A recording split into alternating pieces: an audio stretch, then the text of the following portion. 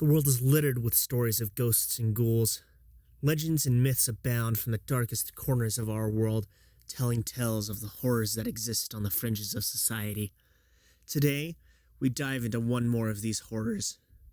How about this? Urban myths. When it comes to cryptids, there tends to be a never-ending plethora of reports, whether genuine, misidentifications, or hoaxes. Rarely do attention seekers allow for the hype of a new monster to just disappear. And rarer still, do a handful of sightings of a monster over a period of only a few hours stay with us in any meaningful way. However, one April night in 1977, something arrived in Dover, Massachusetts, and has since seemed to have left this world altogether. This is the tale of the Dover Demon.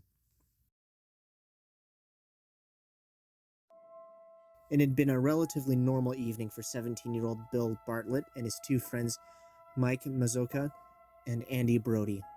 The three teens had been driving through the backwoods of Dover, Massachusetts late on April 21st, 1977, in Bill's old Volkswagen. The dashboard clock had barely struck 10:32 p.m. when something entered the beam of the headlights to the left of the road, scurrying along a small stone wall. Bill initially believed it to be a stray dog or cat. As they approached the creature, however, he realized that this was something far beyond a common house pet. They approached, and the creature had been completely illuminated by the headlights. The light had reflected off of what Bill described as wet sandpaper, and its oversized eyes glowed like two orange marbles. He continued to report that its head was like an oblong watermelon that was nearly the same size as the rest of its body. This head was set on a tiny neck which was attached to what they described as a baby's body with long arms and legs. He also reports that it was about 3.5 to 4 feet tall. It appeared to have been poking around the rock wall with small pebbles clutched in its extremely long fingers. The light and noise of the car had surprised it, and it vanished into the night before either Mike or Andy could catch a glimpse of it. Bill returned home, described his sighting to his father, and made a sketch, as seen in the image on the screen. They didn't initially report it out of fear of ridicule.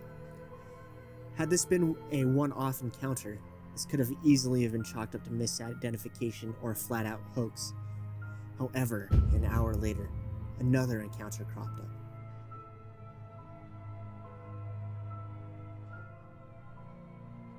"15-year-old John Baxter and his 13-year-old friend Pete Mitchell were walking home from John's girlfriend's home just before midnight. After walking for about an hour, John reported seeing a short figure standing in front of the two. He, thinking it was an acquaintance of his, called out to the figure with no response. They took a few steps closer, and the small figure darted up a gully and had clung to a tree. They followed to get a closer look, and they saw a silhouette of a short, thin creature with a head shaped like a figure 8 and a body like that of a small monkey. It grasped the tree with its long fingers, and its feet seemed to mold to the rocks it stood upon, and its eyes glowed faintly. They reported this to the local police, and John, too, produced a sketch, as shown on the screen.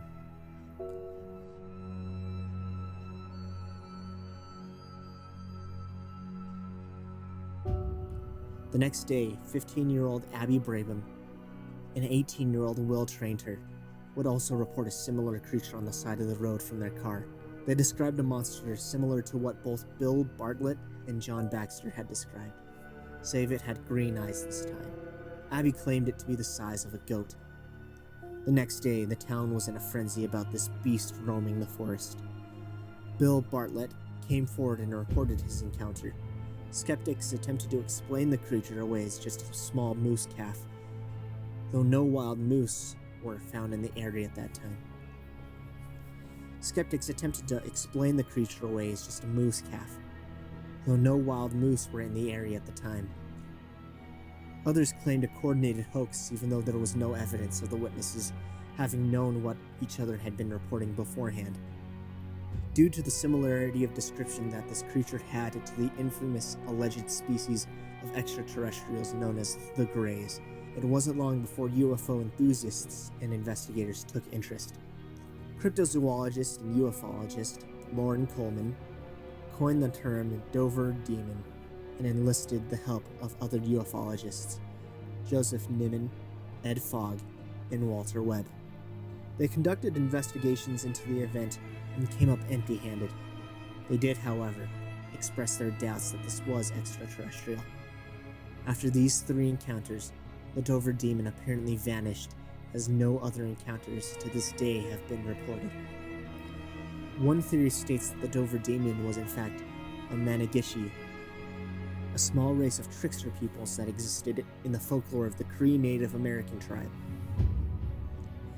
The description highly resembles that of the Dover Demon, and they have a very chaotic nature as they delight in stirring up trouble. The Dover Demon remains one of the biggest mysteries in cryptozoology. What was it? Where did it come from? What did it want? Why did it disappear? And where did it go? Was it a baby moose all along? Did it achieve its goal and return to its own world beyond the stars? Perhaps we'll never encounter it again, and we'll never know. Or perhaps, is it best that we never find out? Thank you again for watching. Like and subscribe for more of the creepy content that we know that you love. Comment a creepy story you'd like us to tell or a spooky area you'd like us to explore. And as always, stay creepy, friends.